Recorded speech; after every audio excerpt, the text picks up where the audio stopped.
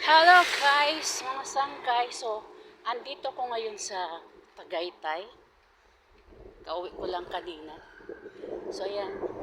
Pumunta kami sa giant Christmas tree. Ayan. Ngayon pa, lalakad na lang kami pa uwi kasi wala nang masakyan.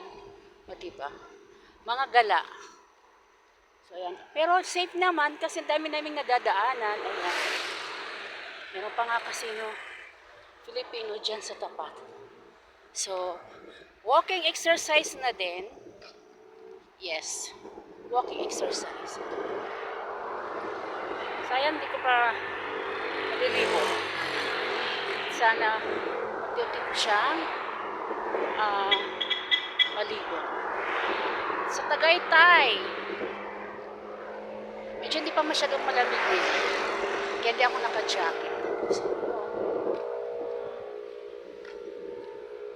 oops, kasama ko si Be. Si Isay, ayan.